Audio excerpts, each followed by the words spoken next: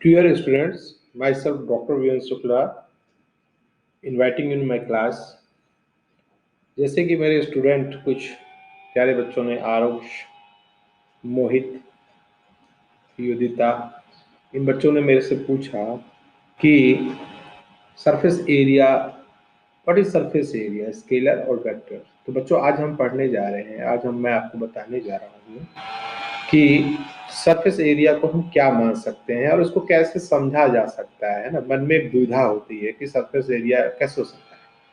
तो आइए हम देखते हैं इसको कि सरफेस एरिया को हम कैसे मानेंगे या कैसे इसको सिंपल वे में हम एक्सप्लेन कर सकते हैं कि ये क्या है। तो मान लीजिए, फर्ज कीजिए कि आपका कोई भी सरफेस गिवन है।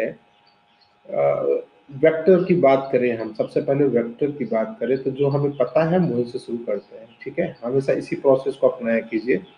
आपको जो पहले से नॉलेज है उसी के बेस पे आगे सीखने की कोशिश कीजिए। मान लीजिए वेक्टर फोर्स है, फोर्स तो वेक्टर होता है ना, इस पे तो कोई आपको तनिक भर संदेह नहीं होना चाहिए।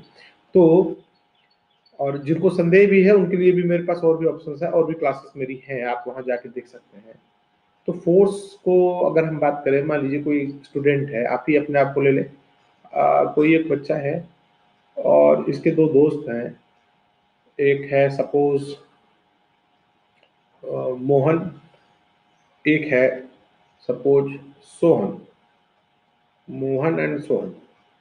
अब इसके पास सपोज 10 न्यूटन का फोर्स है और यहाँ एक फुटबॉल रखा है। ठीक है, what is this? This is your football. तो अगर ये इतनी फोर्स को लेफ्ट हैंड साइड में अगर ये फोर्स लगाता है तो ये फुटबॉल एक्सेलरेट करेगा, है ना। हम जानते हैं कि force is equal to mass into acceleration.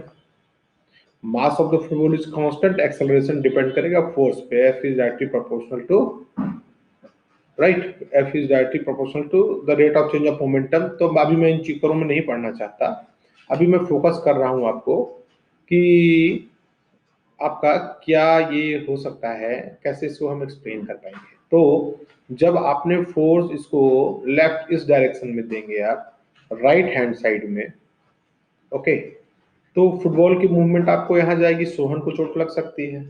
लेकिन गलती से अगर ये फोर्स का डायरेक्शन उल्टा हो जाता है, लेफ्ट हैंड साइड में इधर अगर ये फोर्स लगता है इधर, तो सोहन को नहीं मोहन उस इम्पैक्ट पे आ सकता है।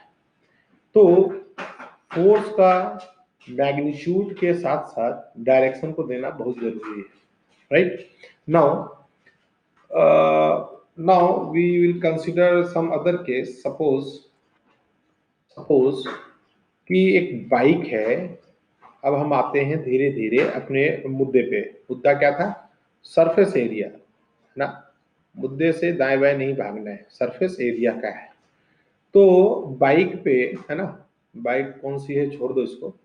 बाइक पे दो बच्चे बैठे हुए हैं और एक बच्चे ने, हाँ, ऐसे कोई एक ऐसे आप प्लाई प्लाई समझ लीजिए, इसको पकड़ा हुआ है और बाइक इधर मूवमेंट हो रही है और यहाँ एयर का एक फोर्स है, एयर है। तो आप देखेंगे कि इस केस में इसको जो फोर्स एग्जर्ट होगा इसके ऊपर, वो कुछ और होगा, ज्यादा होगा, एज कंपेयर टू अगर यही बाइक पे यही बच्चे इसको अगर ऐसे करके, इसको यूं करके, ऐसे करके ये हाथ से पकड़े बच्चा, तो यहां इसको फोर्स कम, ये एयर, देखिए जो ये क्रॉस, ये जो एरिया है, ये तो सरफेस एरिया, अगर आप ध्यान से देखें तो L इंटू बी, इसका भी एरिया आएगा, L इंटू बी, इसका भी एरिया आएगा। लेकिन यहाँ पे आपको अलग कुछ हो रहा है। ठीक है, तो इसका मतलब है कि अगर हम ऐसा और भी कोई केस लें, जैसा कि आपका क्लास 12th में आप पढ़ेंगे फिजिक्स में, कहीं भी इसका एप्लीकेशन हो सकता है, बट फिजिक्स में आप जैसे इलेक्ट्रिक फील्ड, जब आप इसका देखेंगे, गॉस थ्योरम पढ़ेंगे, तो वहाँ एरिया वेक्टर आता है जिसको हम डीएस कहते हैं, कि किसी भी एरिया का एरिया वेक्टर से हम शो करते हैं, राइट। तो मान लीजिए कि यहाँ पे अभी एक इलेक्ट्रिक फील्ड है, ये इलेक्ट्रिक फील्ड में आपका इसी को हम चेक करके देखते हैं। तो अब इसमें कोई एक बॉडी है, आपका सरफेस ऐसे करके रखा हुआ है वर्टिकल इसकी जस्ट। तो यहाँ पे जो इसका एरिया वेक्टर होगा, एरिया वेक्टर किसको कहते हैं बेटा, डीएस। याद रखिएगा, किसी भी सरफेस पे जो उसका नॉर्मल होता है उसको हम शो कर सकते हैं, ये डीएस होता है, एरिया वेक्टर कहा जाता है। और इसका जो मैग्नीट्यूड लेंथ जो होता है, length of this area vector, ये आपका मैग्नीट्यूड बताता है, ये इसका एरिया बताता है कि कितना ज्यादा होगा। बहरहाल अभी अगर इलेक्ट्रिक फील्ड का डायरेक्शन आपका लेफ्ट टू राइट है, राइट, इसका मतलब यहाँ कोई पॉजिटिव चार्ज है मान लो, और यहाँ कोई निगेटिव चार्ज है जिसकी वजह से इलेक्ट्रिक फील्ड बना है। अब हम सेम सरफेस को कई तरीके से रख के देख सकते हैं। दूसरा है, जब ये आपका मान लीजिए सरफेस, ये कंडीशन ए हुआ, सरफेस सेम है, कंडीशन ए।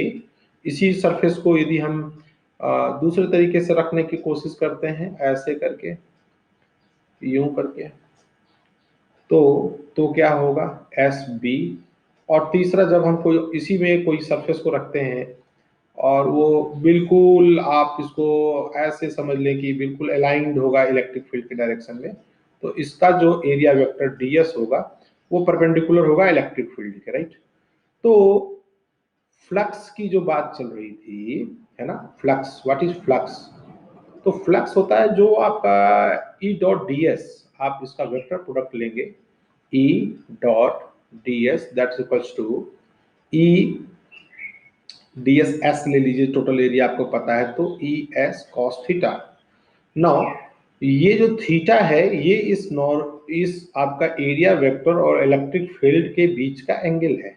तो हम देखेंगे कि इस केस में फ्लक्स ऑफ ए कंडीशन, इस केस में ज्यादा electric line of force cross कर रही है। आप देख सकते हैं कि यहाँ बहुत सारे इलेक्ट्रिक लाइन ऑफ फोर्स इससे पास कर सकती है, दूसरे में कम कर रही है, तीसरे में और कम कर रही है। इसका मतलब प्लेन को अलग अलग ओरिएंटेशन पे रखने से हमारा जो फोर्स जो इस पे एग्जर्ट कर रहा है वो अलग है। और ऐसा सिर्फ और सिर्फ वेक्टर में होता है, जिसमें डायरेक्शन भी मायने रखता है, राइट। तो हम कह सकते हैं कि इस हिसाब से कि सरफेस एरिया एक वेक्टर क्वांटिटी है। तो यहां हम देखेंगे कि एस ए, इसका फ्लक्स जो है वो ज्यादा है आपका एस बी से, और इसका ज्यादा है आपका एस सी से, right. Flux of S C, this is your third S C. तो अगर हमारा ये फ्लक्स चेंज करता है तो एक यहाँ पे इंड्यूस्ड ईएमएफ और जनरेट होता है, वो किसी फर्दर क्लास में आपको बताएंगे, जहां आपको इन चीजों के बारे में बताएंगे कि क्यों जनरेटर में किस तरीके से करंट जनरेट होता है इस लेक्चर में। तो फिलहाल आप ये क्लियर व्यू समझ जाएं आप एग्जांपल से कि एरिया वेक्टर क्या होता है ना। एरिया वेक्टर को क्या इंपॉर्टेंस है, इसका सिग्निफिकेंस क्या है।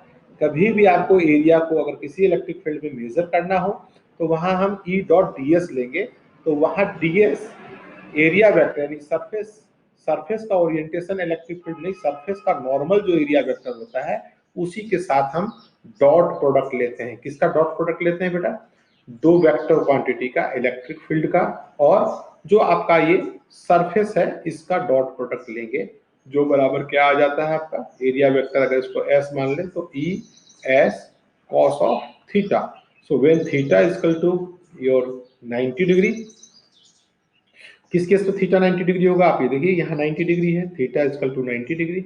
इस केस में इसका नेट जो फ्लक्स होगा that is equal to tends to zero, right. Tends to zero कहते हैं, मान लीजिए उसकी थिकनेस कुछ होगी तो कुछ और फर्क पड़ सकता है, बट लगभग। और थीटा जब ये जीरो होगा तो ये मैक्सिमम आएगी, that is E into S. It proves that it is a vector quantity. Thank you, okay, bye.